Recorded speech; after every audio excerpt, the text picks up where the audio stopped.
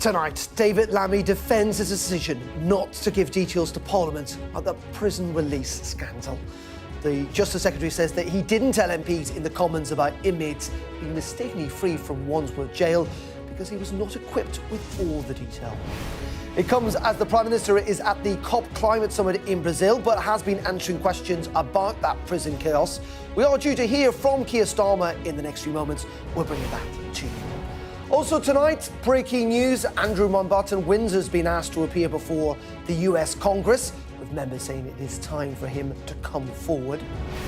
Also ahead, interest rates are held at 4%, but could there be better news ahead as the Bank of England thinks that inflation has peaked? We're now past this hump, 3.8% is coming down now. That's my expectation. Also tonight, the X Effect, a special investigation into how Elon Musk is boosting the British right wing. And as Sir Keir Starmer warns that consensus has gone on fighting climate change, we'll be looking at who's conspicuous by their absence at COP30 in Brazil. Present and correct with us tonight, though, is Nadeem Zahawi and Luke Sullivan, who'll be with us for the next hour. Well, it's Thursday. I'm Darren McCaffrey, live from Westminster, and this is the Politics Hub.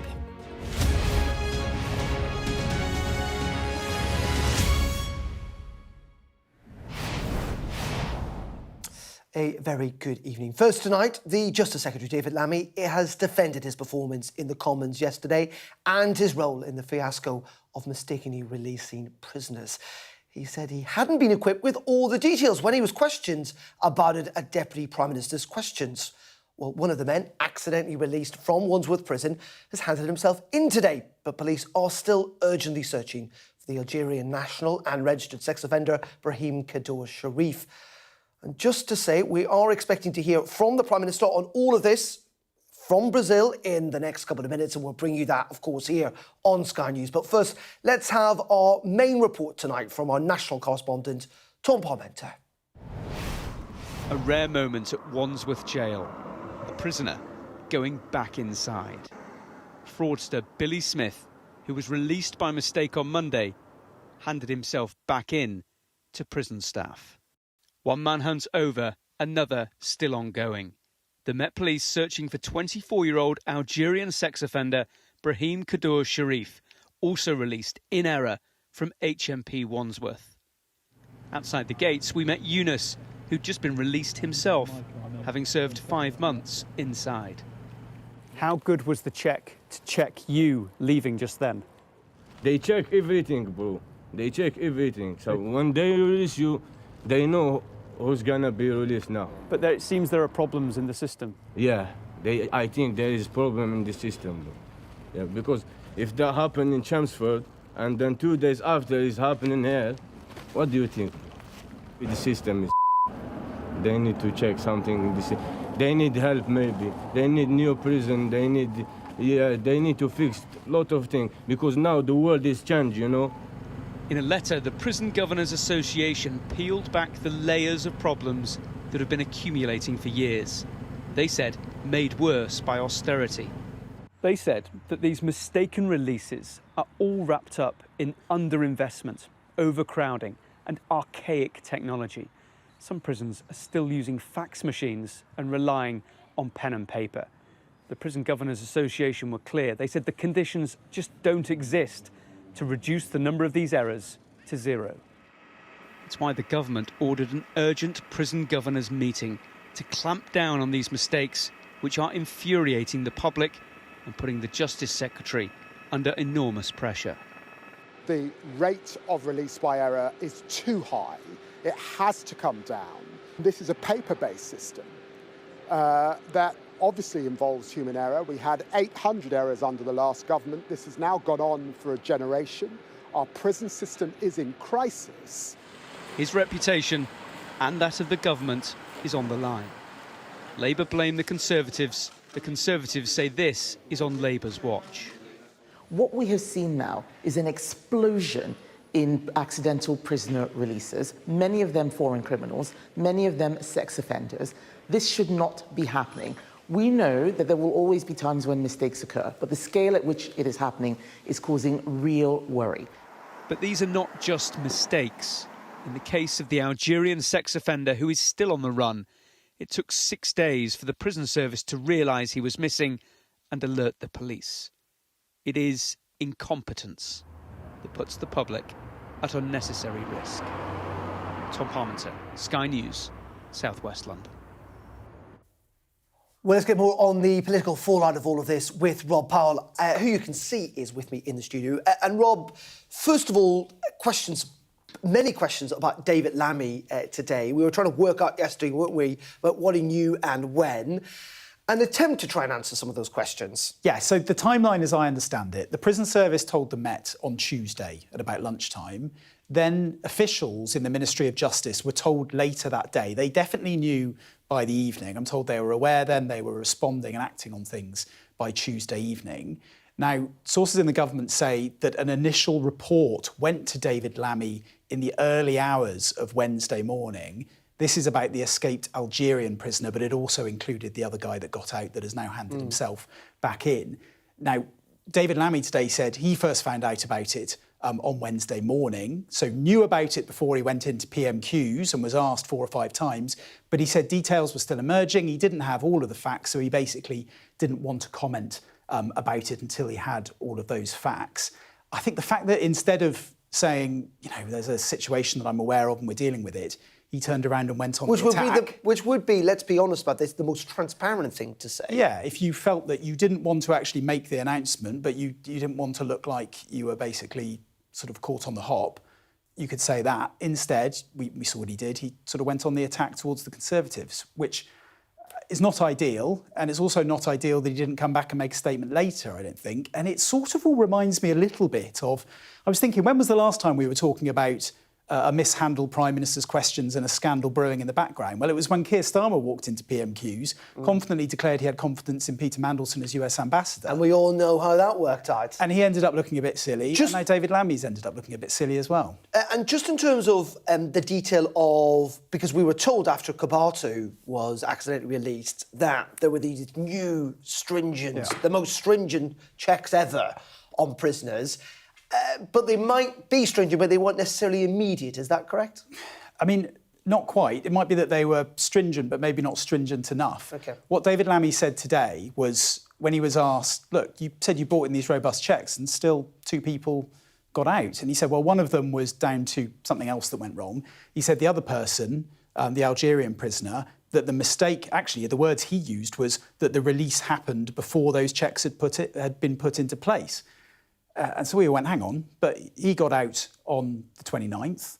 The new checks came in on the 27th. David Lammy said as much to the Commons that they came in on the 27th. What his team are basically saying is, I mean, they don't use these exact words, but essentially he misspoke when he said that. Okay. And their reasoning that they put out is that the mistakes that triggered the release had already taken place. They already took place in late September, they said. There's been some reporting about how it was to do with an email not being uploaded properly by the court service. So essentially, when the process was gone through, the new stringent process was gone through on release, because the wrong information was in the system, the wrong outcome was come to, which it explains it to an extent, but it sort of raises the point that, well, the checks didn't stop the mistaken release from happening, so are they robust enough? Maybe more fundamentally, does the prison system actually have the resource to implement robust checks? You couldn't make some of this stuff up, could you? As you can see, our panel are also with us. Rob will stay as well. Political Director to Keir Starmer, Luke Sullivan, and former Conservative Chancellor and Party Chairman, Nadeem Zahawi. Good evening to you both, gentlemen. What do you make of this? I mean, if it wasn't so serious, it definitely would be very laughable. It is a Horlicks. I mean, it took us 14 years to get to these levels of chaos. Well, the argument might be that you may well have... About 14 months. You might have laid the groundwork for some of this. Well, but I tell you, the problem with David, and he's a very clever man, and I like David a lot, is 2 things, and I don't know whether you'll agree with me or not. One is his level of work rate and sort of capacity to stop and think and read the details sometimes is lacking. And 2, he thought that he could just get away with this, and sort of that relationship with the truth.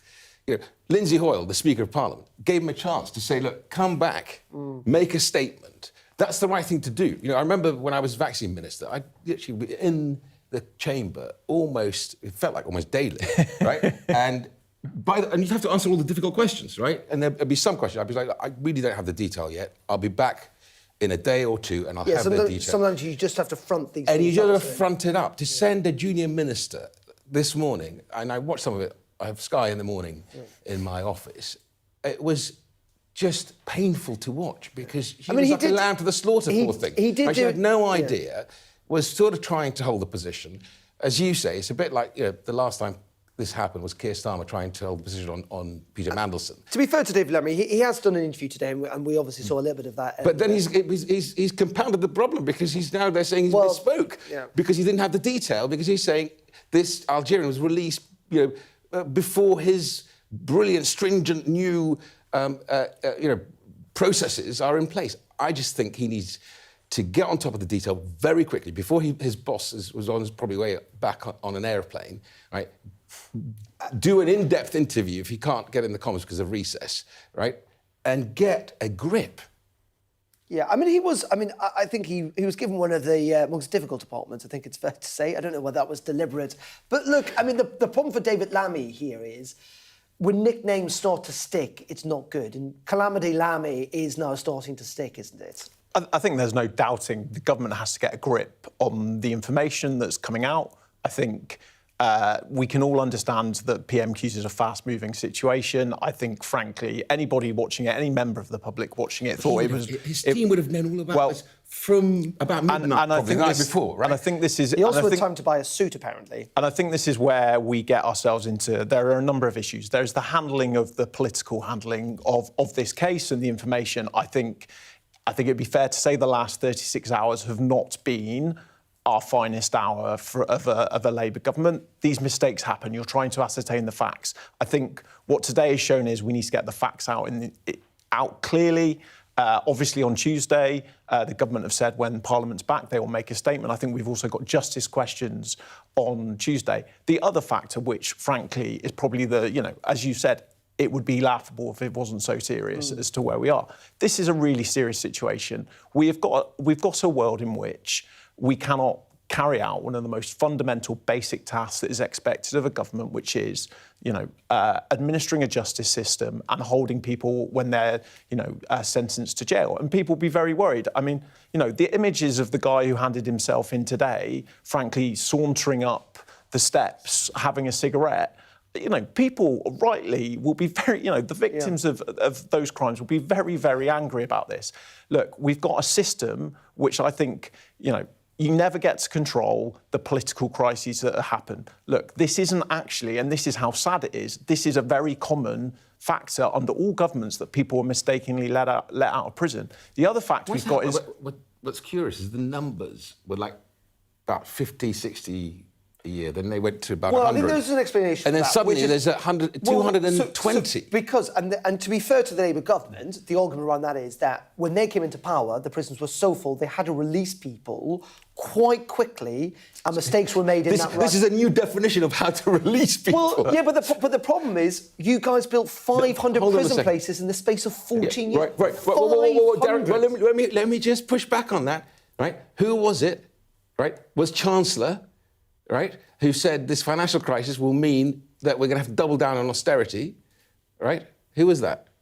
I don't know, you're going to tell me. OK. Right? Well, we could go back. That was a Labour Chancellor who said that we had to double down on austerity. We have to accept, in terms of impartiality, that all I would say is the prison system was a mess in 2024, in July 2024, and frankly, it's still a mess today. And that's why... I think that's right. Rob, just very briefly, in the space of 10 seconds, do you think David Lammy's in political trouble here? I mean, he can't get rid of the Deputy Prime Minister again. Yeah, I don't think you can get rid of the Deputy Prime Minister. It would take a lot, put it that way. I think the issue of substance is more dangerous than maybe the sort of political cock-up. It really doesn't help. If you're getting policy wrong, you really need to try and not get the politics wrong as well. But, I think we had I can't remember who said it yesterday, it was maybe a former minister that said that prison ministers have gone for less. Okay. And I think they need to sort of show that they're doing something that can work and not just probably point fingers, even though some of the finger pointing might be fair. OK, Rob, as always, thank you very much indeed. Well, a pretty robust start to spoken about, I think it's fair to say. And we are expecting to hear from the Prime Minister relatively shortly. Of course, he is in Brazil, but I suspect many of these questions will be about the prisons crisis, and we will bring you to it as soon as we receive it. But first, we want to turn to some other breaking news this evening, and that is coming from the United States, because Andrew Mountbatten Windsor, formerly, of course, known as Prince Andrew, has been asked to give an official transcribed interview by members of the US committee looking into the criminal operation of the paedophile Jeffrey Epstein, with, of course, Andrew was good friends with over many years. Well, let's bring in our US correspondent, David Blevins, for this. David, I suppose the question is, who is calling for this, and is it realistically likely to happen, I suppose? Well, the House Oversight Committee here on Capitol Hill is the body investigating the crimes of Jeffrey Epstein, and 16 members of that Congressional committee have written to Andrew, summoning him to appear before them. They say they believe he may have critical information about Jeffrey Epstein's co-conspirators and enablers, and in their letter they are certainly not mincing their words. They refer to the relationship between the two men having begun back in 1999 and say they note that it continued even after Epstein's conviction in 2008 for procuring a minor for prostitution. They also talk about Andrew and Epstein travelling to the disgraced financier's New York apartment, to the Queen's residence at Balmoral, and then to Epstein's private island in the US Virgin Islands, where they say Andrew has been accused of abusing minors. And they say it is this close relationship and the recently revealed 2011 email in which Andrew stated to Epstein, "We are in this together," that has persuaded them that he may have valuable information. Of course, Andrew has always denied any wrongdoing, and they've given him until the 20th of November to answer their request for him to appear because of what they say is the gravity of this situation. I think it is important, though, to note the politicking going on. There are 47 members of this Congressional committee. 16 of them have signed this letter, all Democrats. And a spokesperson for the committee says the ranking Democrat, Robert Garcia, is simply chasing headlines, and I quote, for his next TikTok video. They say that rather than joining with the others to enforce subpoenas against former President Bill Clinton, former Secretary of State Hillary Clinton, he's engaging in what they describe as a headline-grabbing exercise. So it's debatable whether or not this letter has any real authority and whether Andrew will ever appear here on Capitol Hill to answer the questions. OK, David, live for us there, as you can see, in Washington. Thank you very much indeed, David Blevins. Well, we've had some reaction from the Lib Dem leader, Sir Davey, in the last couple of minutes. This is what he's posted on X. He said, "It's right Andrew Mountbatten Windsor appears before US Congress over his links to Epstein and his victims. He should also give evidence to our Parliament. The public deserve answers and full transparency about this scandal." Luke, what's your view on this? Is it a bit of kind of showboating in the sense that it's not likely to get anywhere? I mean, I think it's understandable. Most people are saying that Andrew should come forward and answer questions, but it seems pretty unlikely he's going to do it. Well, let's see. I mean, my understanding was that when he gave the famous interviews to Newsnight, I think one of the questions he was asked by Emily Maitlis was, would he give evidence to any inquiry or investigation? He was very clear and that was, what, 7 years ago? He said he would. Now, whether or not he's previously been asked to cooperate, I'm not sure. But, I mean, I would say to him that, look, he's obviously got to live with the rest of his life and find a way through in terms of the contribution that he makes. And I think one of the things that he could do, actually, would be to cooperate, to come forward and say what he knows. Because, you know, one of the things is that the victims of these crimes of Epstein obviously want some closure. But as far as I'm aware, this Congressional committee has got names of scores of other people who are in powerful positions. And actually, in part of bringing closure to people, I think he should find a way of telling the relevant authorities what he knows. Really? I think that's right. I think, look, the moment Andrew Mountbatten decided to give Emily Maitlis that interview, then he has to, in many ways, actually could probably flip the situation, and as just been said, you know, he could almost lead the way and say, you know, and can do it obviously over Zoom or whatever, doesn't need to travel to the US, but lead the way to give closure to the victims. Isn't that one of the strongest arguments against him, that he's not to date been prepared to do that? But that's the problem. The moment he agreed to do the Emily makes he already opened the door. You've opened the door. Therefore, now, to get real closure for himself, for his family, but also, more importantly, for the families of the victims of Jeffrey Epstein, I would say, take it as an opportunity to say, I'm going to lead. Right, all those other names that the House Oversight Committee is looking at will then have to follow, because if Andrew Mountbatten comes forward, it'll be very hard for anybody else's name not to come forward. And you've just come back from the United States. I think you've been there for a couple of weeks. Yeah. What's the view? I mean, how much damage is this doing to the royal family as a whole in somewhere like the US? Quite a bit, because obviously America, and especially with President Trump, who loves the royal family, and I haven't done any scientific research on this, so this is anecdotal. Yeah, of course. But there's sort of almost heartbreak and real feeling of pain for His Majesty the King and the rest of the family, that they're having to obviously endure the headlines that are pretty painful to read. Yeah. The book, obviously, that then came out. And so it is a painful story. I think it would be the way I would describe how America feels. OK. Well, this story is, of course, going to feature in tomorrow's newspapers, and we'll have our extended press review at 10:30 tonight, with tonight's news and tomorrow's headlines. Joining us will be the Labour peer and broadcaster, Ayesha Hazariki, and the Conservative Homes Deputy Editor, Henry Hill. That's from 10:30 tonight here on Sky News.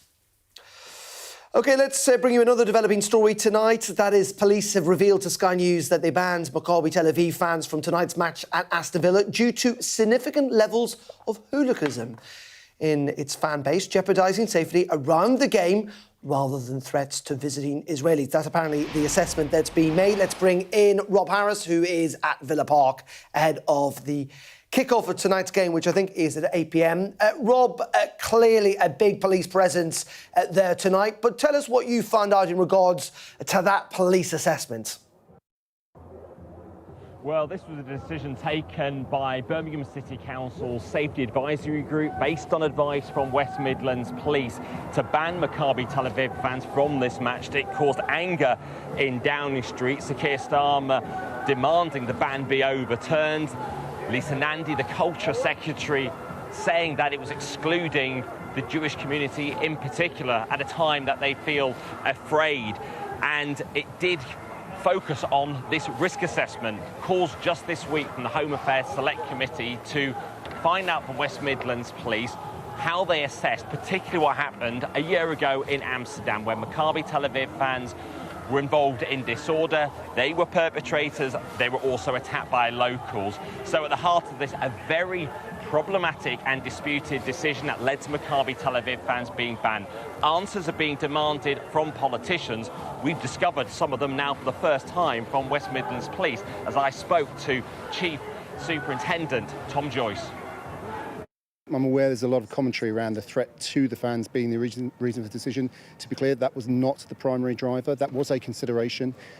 We have intelligence and information that says that there is a section of Maccabi fans, not all Maccabi fans, but a section of them who engage in quite significant levels of hooliganism. What is probably quite unique in these circumstances is whereas often hooligans will clash with other hooligans and it will be contained within the football fan base. We've had examples where a section of Maccabi fans were targeting people not involved in football matches, and certainly we had an incident in Amsterdam last year which has informed some of our decision making. So it is exclusively a decision we made on the basis of the behaviour of a subsection of Maccabi fans, but all the reaction that could occur obviously form part of that as well. Now, West Midlands Police insist it isn't a new precedent, that they will take this action rarely to ban a group of fans. Maccabi Tel Aviv CEO told me yesterday that they believe falsehoods are being peddled against their fans, hatred being spewed, while insisting that they are trying to tackle racist elements among their fan base. Here tonight, there are more than 700 police officers, despite the fact that there are no visiting fans allowed. We are seeing a lot of pro-Palestinian protests around this game, calling for Israeli teams to be banned from European football completely. That is, of course, despite the fact there is a ceasefire, however shaky, in place in the Middle East to bring a pause to the Israel-Gaza war. We are hearing of several arrests that have been made, including for racially aggravated offences by West Midlands Police tonight. They've not said, indeed, which side the perpetrators are on. We haven't seen pro-Israeli protests in any form really around this. Some people seen with Israeli flags. It is largely a pro-Palestinian protest, but certainly as the game is taking place here tonight, questions will go on from the politicians in Westminster to those here in Birmingham, and so much controversy still around this decision, quite unprecedented in parts, to ban the entire group of Israeli fans from this match, which is disputed quite significantly. OK, Rob, live for us there at Villa Park. Thank you very much indeed. And we'll be, of course, with Rob throughout the evening. And apologies there if you picked up any bad language as we were talking to Rob. What's your... It's disgraceful. I think the words of West Midlands Police are weasel words. This is anti-Semitic. It is not just anti-Israeli, it's anti-Jewish. And I find this utterly disgraceful. The police presence tonight tells you everything, because they're worried about the Maccabi team being attacked. That's why they're there. And I think they need to apologise to British Jews, to Israelis, because this would not happen if this team was not supported by Israelis and Jewish people. That's quite a big allegation to make against the police force. It is they absolutely would argue disgraceful. they made this, and they did make that argument, that they've made this decision based on what they've seen in the past. So you go back to Amsterdam, and that was look. Lord John Mann is very good on this, because he looked at detail what happened in Amsterdam. There are lots of other football clubs that have elements of hooliganism. Even the interview you just showed, he said, you know, I don't mean all Maccabi fans. There are elements of hooliganism. There are elements of hooliganism in lots of teams, right? Roma, other teams have been difficult to deal with, right? Galatasaray. I can tell you, when Liverpool played in Turkey, right?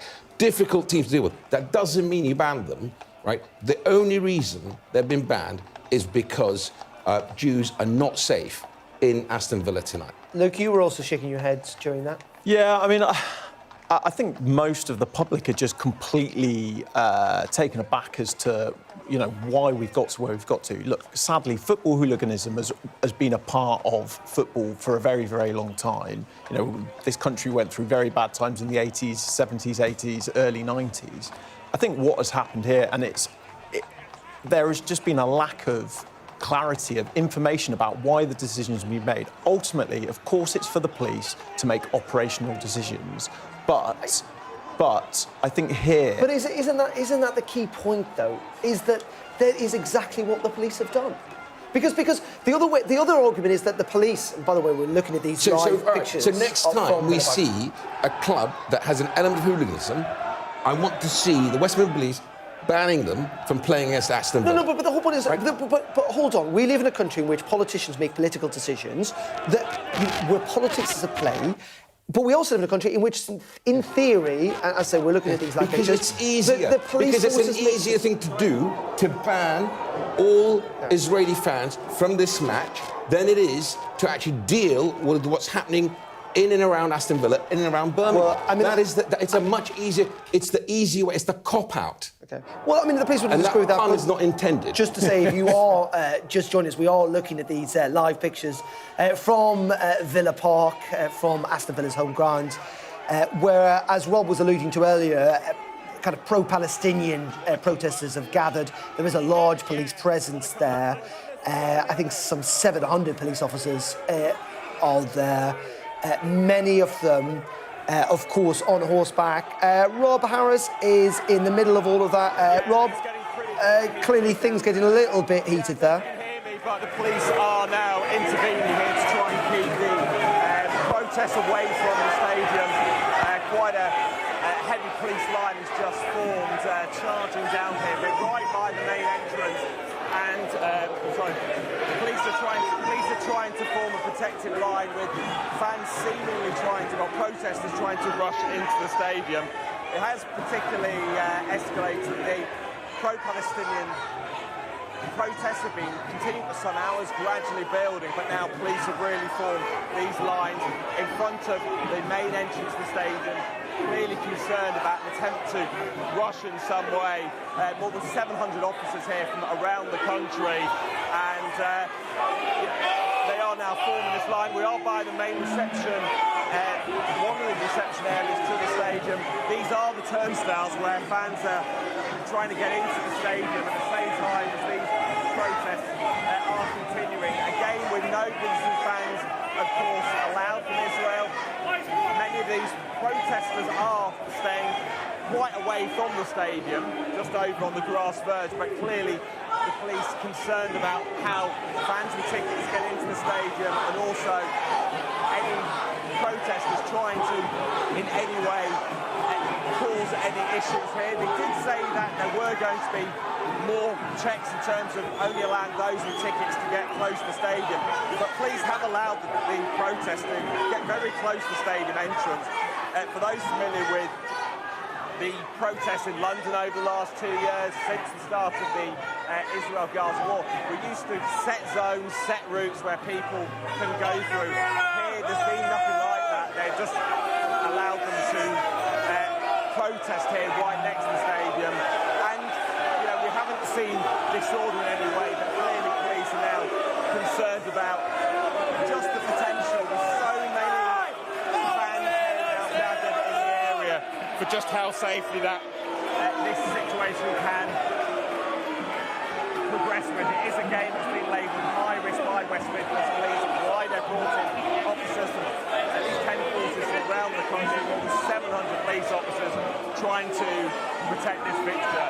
I'm unsure if it's still hearing me at the moment. Communications quite unclear around here, with this being a very congested area. We've got the Villa Park Stadium, many houses round nearby, and indeed we've got now protests amongst them. It's a very tightly packed area. It's why police have been challenged in terms of how to try to protect this fixture for so long, and this is without any visiting fans here. This is just pro-Palestinian protesters here at this match, as well as those just trying to watch the local league fixture.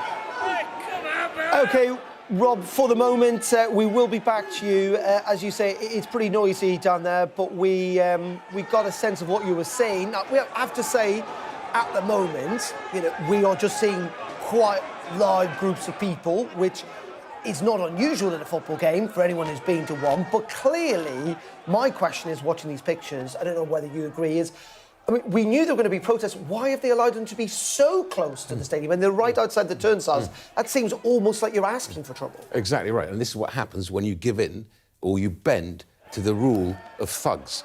And this is a big mistake by Westminster Police, in my view. It will send completely the wrong message to the local community. And they need to tell the truth. This had nothing to do with what happened in Amsterdam. Well, you could turn the argument around, though, and say that actually this is reinforcing that the police made the right decision. Well, say it, because we can't keep the Maccabi fans safe, right? At least tell the truth, right? Instead of saying it's because of Maccabi hooliganism in Amsterdam, why the weasel words? Right? Why not tell the truth and then ask for reinforcements, whether the army or whatever they need, to make sure that those thugs can protest? Absolutely no problem. I've got no problem with people protesting for the creation of a Palestinian state. The Palestinian people have an inalienable right to a state, but not to thugs who deal with their unhappiness by threatening other communities. That is wrong. Look, the argument, and I don't want to be a spokesperson for West Midlands Police here, or indeed Birmingham City Council, they can speak for themselves. I'm trying to put forward what they might suggest in the circumstances. These are not easy decisions. Operational police decisions are not easy. You don't necessarily get them right. But they would argue, make this on at least the basis of evidence. Yeah, I mean, that was the argument. I think in a way, politicians got slightly lucky by the way that... By the way, we should just say we're just seeing some very angry fans. I think fans kind of confronting the police there who've obviously pushed back from the turnstiles. I think as we were looking at these pictures, Nadeem, you were suggesting maybe some of the protesters do want to prevent this game from happening. But I interrupt you. Yes. No, look, this is live news. I think the government and politicians got slightly lucky here. I think my understanding was it was the club who decided not to give... They did in the end. And took the decision away. End. I think, look... Which we mustn't forget, actually. We should emphasise that. In the end, the reason the fans are not travelling is because Maccabi Tel Aviv told the fans not to do so. And look... Yeah, but at least what I'm saying is, tell the truth. Well, right? Yeah. If West Midlands Police can't protect fans going to football patch, say so, right? I don't mind. I have no problem with that. We can deal with that, right? Go to the Prime Minister and say, I need more enforcement, I need more help. But tell the truth. OK. Luke, so? Yeah, I mean, I think that the question here is there's just been a repeated lack of, explanation of the information and why the decisions were made. This drops out of the sky and there was a huge political reaction.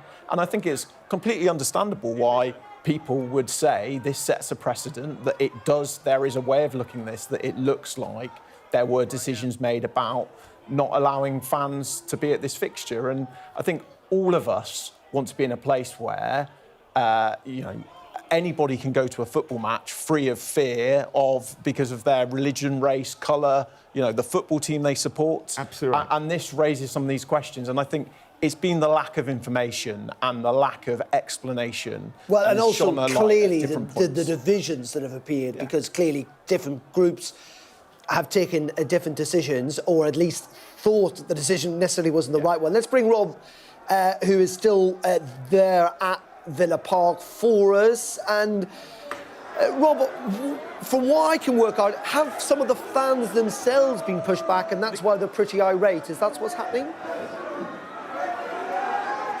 Yeah, the game is... yeah, I can hear you now. We're about 25 minutes away from kick-off here at Villa Park. We saw quite a bit of rush of police here towards one of the turnstiles and entrances. It is part, really, the challenge of trying to bring so many fans into this stadium at the same time as they have these pro-Palestinian protests going on as well. So police are trying to funnel the crowds into the stadium and to get them in peacefully. Well, it's a very congested area. Narrow turnstiles, quite an old stadium, Villa Park, as well. And while the road is being closed off there, police are doing an effective job in trying to form a police line to allow the protest to go ahead. There aren't protesters amongst where we are now. It is merely just fans trying to get through. Well, police did say they want to balance out protecting the community and allowing people to have their right to protest. We see a lot of the demonstrators who are campaigning against Israel, against their right to have football teams still playing in European competitions, as well as just this match still taking place. So many did not want this game to take place at all. Those who wanted a ban on fans did succeed. Maccabi Tel Aviv did try and fight that. The government did insist there should be Israeli fans allowed. And maybe we are seeing a sense of just why the police thought this was too problematic to allow visiting fans to be at this stadium. The fact it's a challenge just securing it with the home fans here and allowing the demonstrations and protests to go on at the same time.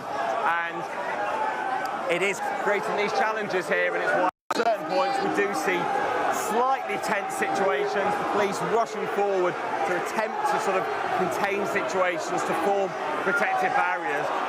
It's unclear exactly why. We're seeing another now bit of unrest now. Obviously you'll get fans' frustration as well, the fact they can't get in, the fact that there are moments they're having to queue, they're being delayed by the protests. Some locals saying that this game shouldn't be politicised. They're against the fact that there are protests here around the match. They just want a football match to go ahead rather than it being what has become a focal point for an extension of some of the concerns about the war between Israel and Hamas. And obviously, despite the fact there is the ceasefire in place at the moment, tensions certainly here over the conflict running very high. And as you heard in my interview earlier, the police saying that the reason they banned the Israeli fans was because of concerns their fans could cause significant levels of hooliganism here, whereas the government certainly sees that as being something that's seen as excluding the Israeli fans and feeding into the wider backdrop against anti-Semitism in this country. But this really posing a very notable challenge for West Midlands Police, supported by many fellow officers from around the country, around 10 forces. I mean, I was down at the police HQ, one of the bases where they're planning for this match earlier, and we saw so many from the Met Police, from all parts of the country there, being part of this wider operation to try to ensure this match goes ahead safely, as we are now about 20 minutes or so from kick-off. And it's entirely possible, Rob, that kick-off, given these scenes, may well be delayed. I just want to put it to you, because we've been discussing here about the methodology and the conclusion of the police in making that decision. As you say, they put forward this suggestion that was based on hooliganism. What was their response when you put it to them that actually they couldn't keep these fans safe, and that actually there were bigger political issues at play here? Well, West Midlands Police officer who I spoke to very much portrayed it as the concerns about the actions of Maccabi Tel Aviv fans in Amsterdam. We are now seeing here police intervening to bring someone away. It's unclear what it's doing. It's taken several of them to intervene. He was right towards the gates. He's not got any form of protest signs on him at all. I mean, this clearly is a heated situation with so many fans just wanting to get into the match, at the same time running into collision with those who want to have their right to protest. But West Midlands Police very much, when I asked them how much they fed their decision based on what the Dutch police were telling them, well, they're saying the Dutch police told them there was a significant problem involving the Maccabi fans there at the match a year ago. There were many of those, including the Dutch authorities, who saw that those incidents as anti-Semitic, that it was actually the Israeli fans who were set on by the locals. 5 people were convicted of attacks on the Israeli fans, something characterised in the court as a Jew hunt. The fact that there were groups online that were showing that there was a plan to target the fans in Amsterdam, whereas the Israeli fans were also filmed, though, engaged in anti-Arab abuse, ripping down Palestinian flags. And now here, outside the stadium, we're seeing a Union Jack. I've got to say that when I was last here a month ago, there were none of the flags on the banner, on the sign, on the lamppost here. But just in the last few weeks, there's now a lot of Palestinian flags, there are Union Jacks, there are flags of St George that are around this area. And it clearly is quite a tense situation. Tensions inflamed in this community over the football match, which for many have used as a chance to express their concerns about the war over the last 2 years between Israel and Hamas. And now police trying to get fans into the stadium. Yeah, indeed, Rob, and they clearly are trying to move people on, and in certain circumstances being provoked, it must be said, but being a little bit standoffish. We should say that actually in the last couple of minutes we're hearing that police have arrested 6 people ahead of this game tonight. West Midlands Police, Rob, saying they've arrested a man, age 21, for failing to comply with an order to remove a face mask, and a 17-year-old for failing to comply with a dispersal order, and that 3 other people have been arrested for racially aggravated public order offences. Now, we don't know on what side potentially of the fence they're on in terms of whether they are the protesters or some of the fans, but 6 people have been arrested ahead of that game. What is it looking like in terms of getting the fans into the stadium? I mean, are we looking at potentially a delay to this game? What's... Because the crowd seemed to have moved on from behind you. Yeah, the police are managing to create rolling blocks to allow fans to filter into these turnstiles. And we don't see big numbers here who are being held back in any way, trying to get into the stadium. Those details from police saying that 3 people have been arrested related to racially aggravated offences. I think some have highlighted maybe some communication challenges. Even that statement doesn't say where they believe the perpetrators might be. Obviously, we wouldn't normally get this level of detail in a statement announcing arrest, but it will obviously raise questions just about who they believe has perpetrated these offences, what those racially aggravated offences constituted. I asked the police earlier about some of the signs that were already appearing, which said Zionists are not welcome, and they said that did not reach the threshold of being a hate crime. I did ask how they would act with similar types of signage, whether it said Americans aren't welcome, people from other countries or not. I think Nigeria mentioned, but they said, you know, this is not a hate crime to say an entire group of people, you know, not welcome. And they are fine with these Zionists aren't welcome signs, which obviously do reference those who do back this right for the Jewish state to exist. And now police are just holding us back here, trying to clearly keep the situation contained as they try to get these fans in to the ground. I'm going to say, you know, we haven't seen, certainly on this side of the stadium, significant or anything notable in terms of unrest. We might have seen rushes towards the barriers, rushes towards the stadium, police quickly intervening to deal with any heated situations. But certainly, just from this narrow vantage point, we're seeing why they have so many officers here to quickly contain anything that looks like it could become problematic, as they do still allow the many protesters to mount their protests, and so many of the anti-Israeli protests continuing for the last couple of hours. And now we're seeing police horses brought in here, and you know, they are maintaining a steady approach, not in any way confrontational by the police. I've seen certainly in many countries around the world where there have been challenges in terms that police are trying to deal with fans, and it can seem a lot more confrontational and more heated. But police here trying to step in when they think they need it, stepping back when that isn't the case. But getting very close now to kick off in this match that really has been so fraught in the build-up for so many weeks. Rob, for the moment, thank you very much indeed. We're going to keep across this, of course, and as Rob was suggesting, it does seem like a heated situation rather than necessarily a violent one, but as you can see on that strap at the bottom of your screen, 6 people have been arrested ahead of that game. But the police being, from my eye at least, relatively restrained, given some of the provocation. And as Rob was saying, you would normally see a different reaction in other jurisdictions. Nadeem Zahawi and Luke Sullivan are with me still in the studio. Can I make a slightly wider point here, aside from the individual circumstances that we've been talking about, which is, and coming back to the police themselves, they're now having to police a lot of protests. And police, in my mind, are normally people who kind of hunt down criminals and deal with burglaries and violent offences. And yet, it's not just in Birmingham or at football games, but in lots of situations now. They're having to deal with a lot of resource, 700 officers tonight.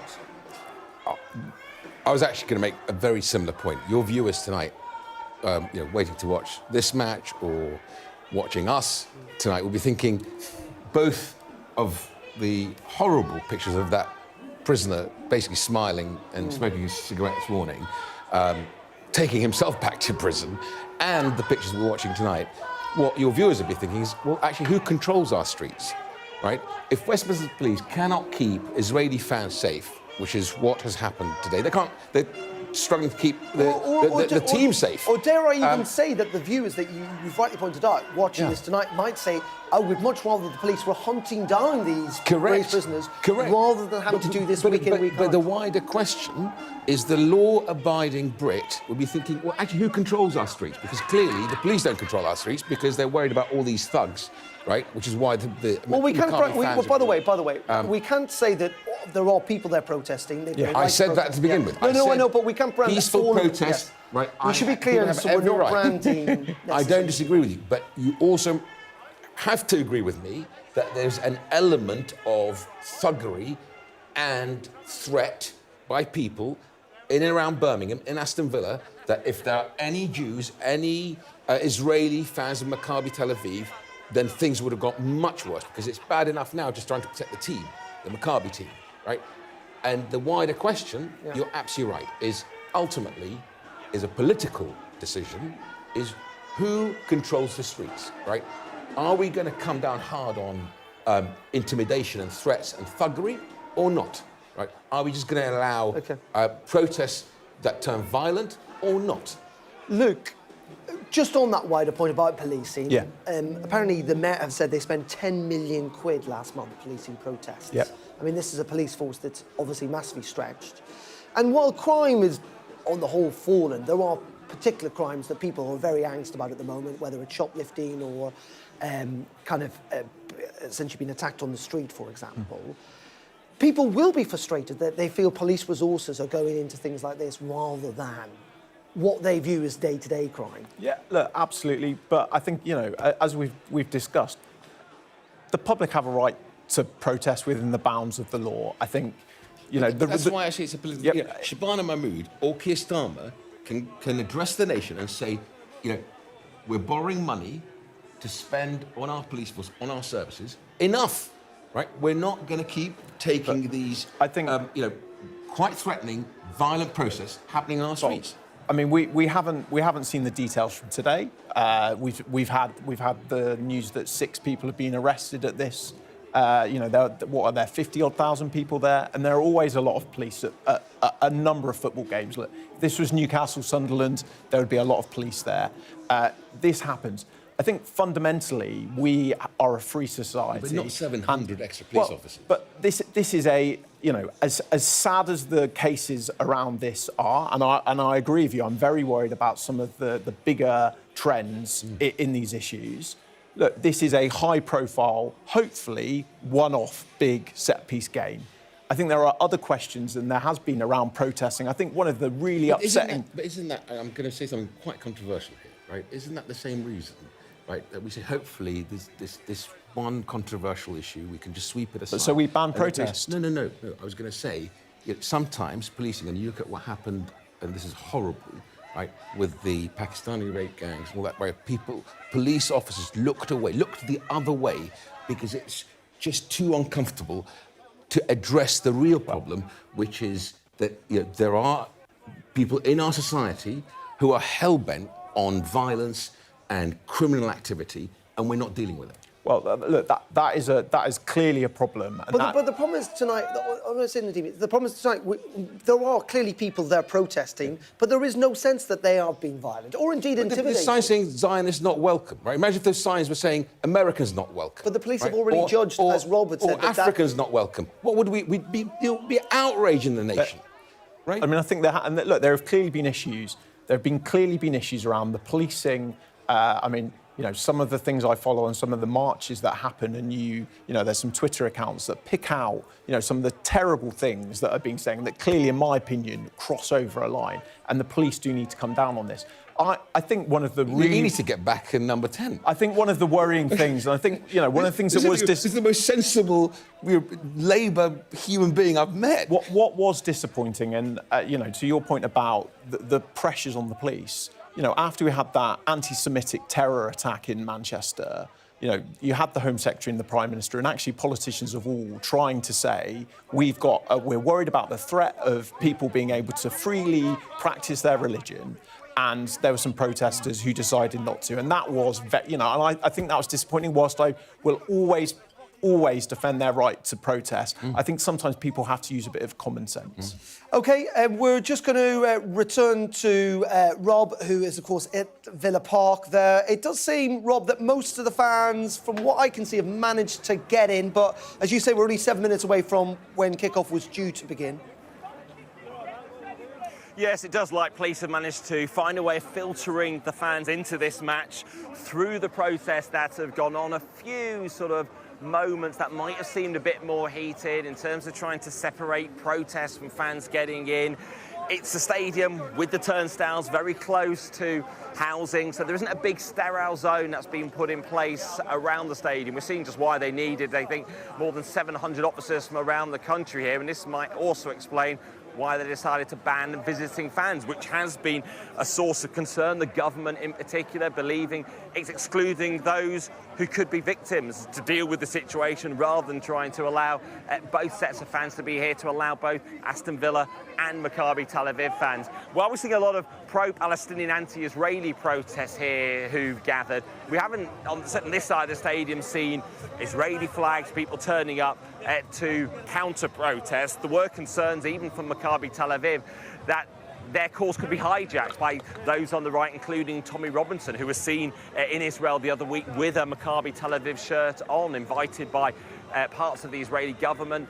That was certainly something condemned by Jewish groups in this country, him being in Israel, Tommy Robinson. And that just shows how this football match has become about so much more than football. And some locals here do express concern that this has become so politicised, this Europa League match, whereas others, those pro-Palestinian protesters, want to use this as a chance to protest not only Israeli clubs' presence in European football competitions, but also over British relations with Israel as well, and those continuing. But certainly, this match about to begin has become so fraught, and the repercussions will continue for a long time, because the government and the Home Affairs Select Committees we heard this week still angry over why Westminster Police and Birmingham City Council banned Israeli fans. Just briefly, Rob, before we end, just in terms of those heated scenes, were the fans getting annoyed from what you could see at not being able to get into the stadium, or were they also annoyed at those protesters who were very close by? Yeah, I think it's in a combination of protesters being here, fans getting frustrated trying to get in. Obviously, we had a narrow vantage point. Police clearly trying to just get in very quickly to contain any sort of situation or flare-up. Largely, the pro-Palestinian protesters have stayed on a grass verge next to a pitch, and police just trying to do their job is to protect this high-risk match, which has needed so many officers coming in. Okay, Rob, live for us there at Aston Villa. Thank you very much indeed. As you can see, that game due to begin in the next 5 minutes or so. We should remind you of that breaking news that 6 people have been arrested ahead of this game between Aston Villa and Maccabi Tel Aviv. We know that a 21-year-old was arrested for refusing to remove a face mask, 17-year-old for refusing to comply with a dispersal order, and 3 people arrested for racially aggravated public order offences. I should say thank you to our panel tonight, Nadeem Zahawi and Luke Sullivan, who took us through this developing story tonight. As that game is due to get underway, a huge police presence in Aston Villa at Villa Park ahead of that football game. We'll have continuing coverage throughout the evening here on Sky News, not least of all with SJ on the UK Tonight. Have a very good evening.